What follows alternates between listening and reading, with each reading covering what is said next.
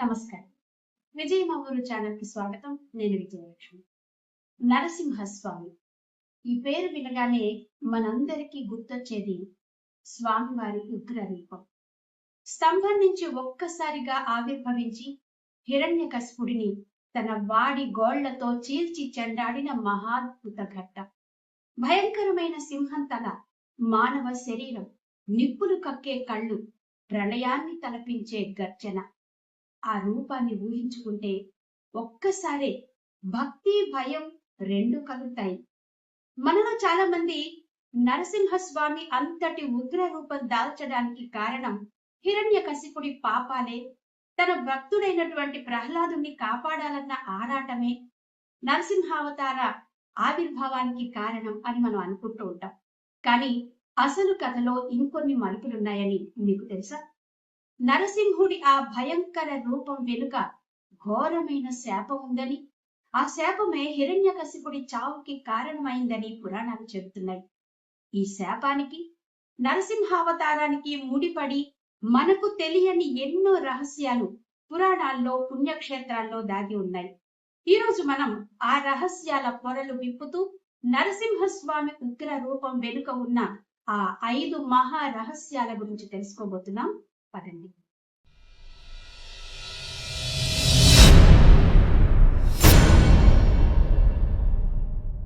అసలు ఈ కథ ఎక్కడ మొదలవుతుందో తెలుసా? సాక్షాత్తు వైకుంఠంలో. శ్రీ మహావిష్ణువు ద్వారపాలకులుగా ఉన్న జయ విజయులు ఆయనకు అత్యంత ప్రియమైన భక్తులు, గొప్ప శక్తివంతులు. ఒకనాడు బ్రహ్మదేవుని మానస పుత్రులైన సనక సనందన సనాతన సనత్కుమారులు అనే 4 మహర్షులు విష్ణు దర్శనానికి వైకుంఠానికి వచ్చారు. ఈ సనక సనందనాదులు ఎప్పుడూ 5 ఏళ్ల బాలుర రూపంలోనే ఉంటారు. వాళ్ళని చూసిన జయ విజయులు చిన్నపిల్లలు కదా అనుకుని అహంకారంతో లోపలికి వెళ్లకుండా అడ్డుకున్నారు. భగవంతుడికి భక్తుడికి అడ్డుగా నిలబడడం మహాపాపం కదా. దీంతో మహర్షుల ఆగ్రహం కట్టలు తెంచుకుంది. భగవంతుని దగ్గర ఉండి కూడా మీలో ఈ రాక్షస గుణం ఏంటి? మీకు ఇక్కడ ఉండే అర్హత లేదు, భూలోకంలో రాక్షసులుగా పుట్టండి అని ఘోరంగా శపించారు. ఆ శాపానికి జయ విజయులు వణికిపోయారు. మహర్షుల కాళ్లపై పడి క్షమించమని వేడుకున్నారు. ఇంతలో అక్కడికి వచ్చిన విష్ణుమూర్తి తన భక్తులైన మహర్షుల శాపాన్ని గౌరవిస్తూ జయ విజయులకు కూడా ఒక అవకాశం ఇచ్చాడు. మీరు 7 జన్మల పాటు నా భక్తులుగా భూమి మీద ఉంటారా, లేక 3 జన్మల పాటు నా పరమ శత్రువులుగా పుట్టి నా చేతిలోనే చనిపోయి తిరిగి వైకుంఠానికి వస్తారా అని అడిగాడు. తమ స్వామికి 7 జన్మలు దూరంగా ఉండలేమనే బాధతో జయ విజయులు, స్వామి 7 జన్మల పాటు నీకు దూరంగా ఉండలేం, అందుకే 3 జన్మల శత్రుత్వాన్నే ఇవ్వు, శత్రుత్వంతోనైనా నిన్ను త్వరగా చేరుకుంటాం అన్నారు. ఆ శాపమే విష్ణుమూర్తి అవతారాలకు పునాది వేసింది. అలా జయ విజయుల 3 జన్మలలో మొదటి జన్మే హిరణ్యాక్షుడు, హిరణ్యకశిపుడు. ఇప్పుడు ఈ శాపానికి నరసింహావతారానికి ముడిపడి ఉన్న ఆ 5 రహస్యాలను ఒక్కొక్కటిగా చూద్దాం. మనం సాధారణంగా శాపం అంటే శిక్ష అనుకుంటాం. కానీ జయ విజయులు పొందిన శాపం వాళ్ళకి శాపమైనా ఈ లోకానికి వరంగా మారింది. ఇదే మొదటి రహస్యం. ఎలా అంటారా? జయ విజయులు కేవలం వైకుంఠ ద్వారపాలకులు. వాళ్ళ కథ అక్కడికే పరిమితమయ్యేది. కానీ మహర్షుల శాపం వల్ల వాళ్ళు భూమి మీద అత్యంత శక్తివంతమైన రాక్షసులుగా పుట్టారు. వారిని అంతమొందించడం కోసమే సాక్షాత్తు శ్రీ మహావిష్ణువు వరాహ, నరసింహ, రామ, కృష్ణ అవతారాలుగా భూమిపైకి రావాల్సి వచ్చింది. ఒకవేళ ఈ శాపం లేకపోతే హిరణ్యకశిపుడు లేడు, ప్రహ్లాదుడి అచంచల భక్తి కథ మనకు తెలిసేది కాదు. అన్నిటికంటే ముఖ్యంగా ధర్మాన్ని కాపాడడానికి, భక్తుడిని ఆదుకోవడానికి భగవంతుడు ఎలాంటి రూపమైనా ఎత్తుతాడు అని చెప్పే అద్భుతమైన నరసింహ అవతారమే లేదు. జయ విజయుల కథ మనకు నేర్పేది ఒక్కటే. కొన్నిసార్లు మన జీవితంలో ఎదురయ్యే కష్టాలు శాపాల్లా కనిపించినా వాటి వెనుక దేవుడి లీలలో ఒక గొప్ప ప్రణాళిక దాగి ఉంటుంది. ఆ శాపం ద్వారపాలకులను దేవుడి శత్రువులుగా మార్చింది. కానీ అదే శాపం దేవుడిని అవతారమూర్తిగా భూమిపైకి తీసుకువచ్చి లోక కళ్యాణం చేసింది.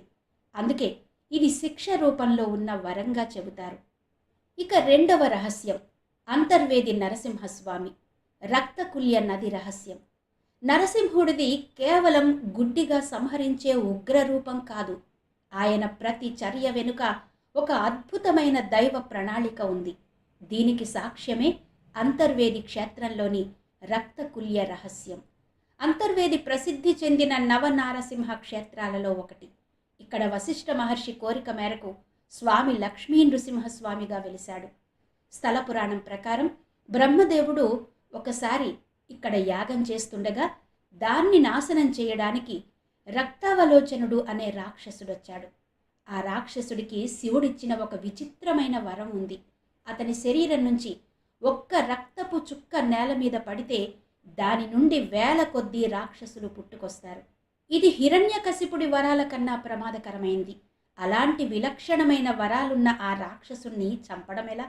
అప్పుడే నరహరి తన ఉగ్ర రూపంతో పాటు అద్భుతమైన మాయాశక్తిని చూపించాడు.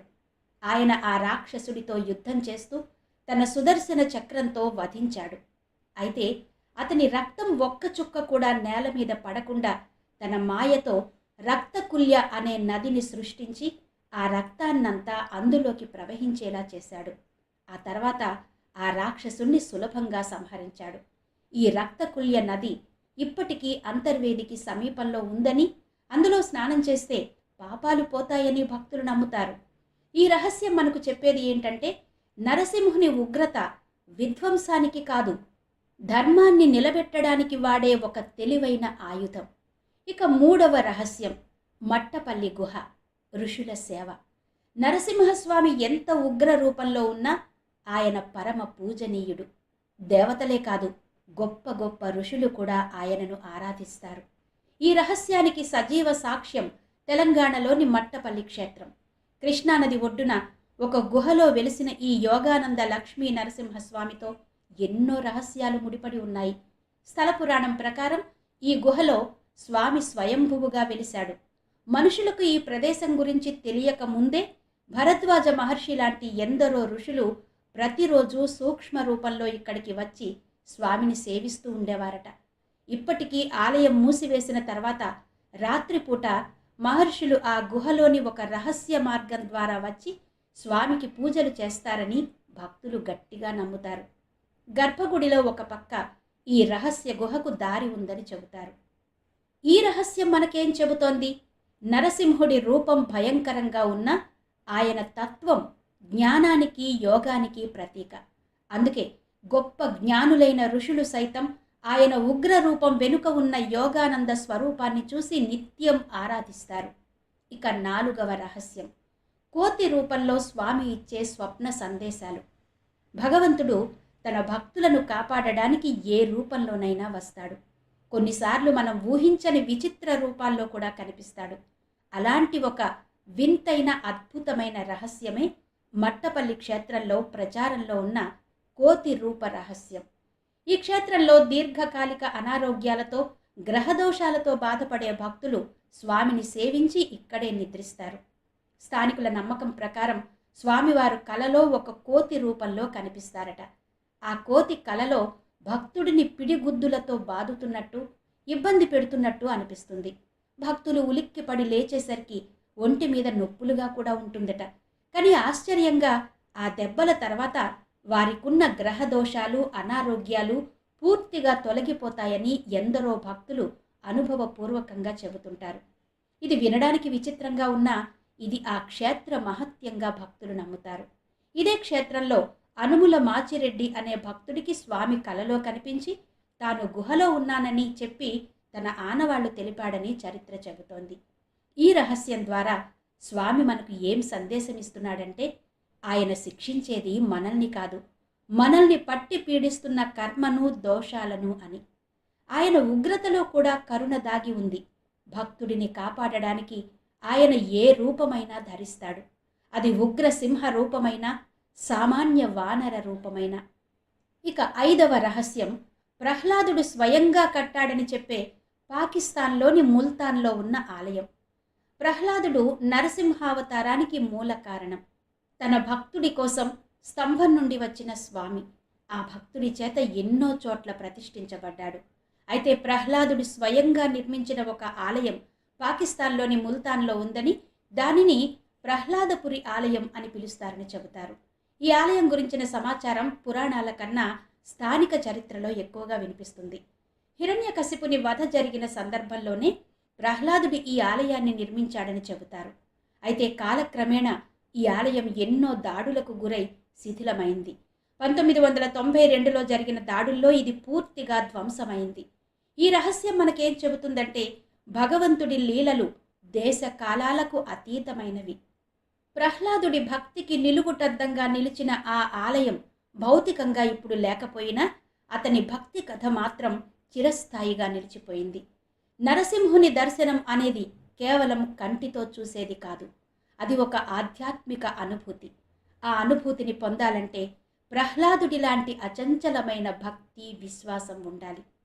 మరి ఈరోజు మనం తెలుసుకున్న నరసింహునికి సంబంధించిన ఈ 5 రహస్యాలు మనకు చెప్పేది ఒక్కటే.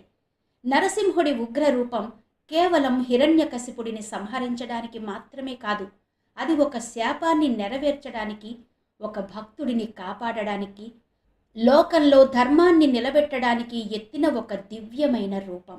ఆ ఉగ్రత వెనుక అపారమైన తెలివి, అనంతమైన కరుణ, యోగశక్తి, భక్త వాత్సల్యం దాగి ఉన్నాయి. జయ విజయులకు ఇచ్చిన శాపం నుండి అంతర్వేదిలో చూపిన మాయ వరకు, మట్టపల్లిలో భక్తులకు ఇచ్చిన స్వప్న దర్శనం వరకు ప్రతీదీ ఆయన లీలలో భాగమే. ఆయన సగం మనిషి, సగం సింహ రూపం కూడా. మనిషితో గాని జంతువుతో గాని చావు ఉండకూడదు అని హిరణ్యకశిపుడు పొందిన వరానికి దేవుడిచ్చిన సమాధానం. మరి ఈ 5 రహస్యాలలో మీకు ఏది కొత్తగా, ఆశ్చర్యంగా అనిపించింది? నరసింహావతారం వెనుక ఉన్న ఈ కోణాల గురించి మీ అభిప్రాయం ఏంటి? మీకు తెలిసిన నరసింహస్వామికి సంబంధించిన వేరే ఏవైనా రహస్యాలు, కథలు ఉంటే దయచేసి కింద కమెంట్స్లో మాతో పంచుకోండి. ఈ సమాచారం మీకు నచ్చితే ఈ వీడియోని లైక్ చేసి మీ స్నేహితులతో, కుటుంబ సభ్యులతో షేర్ చేసుకోండి.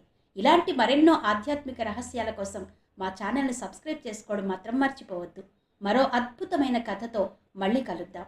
సర్వే జనా సుఖినో భవంతు. ఓం నమో నారసింహాయ.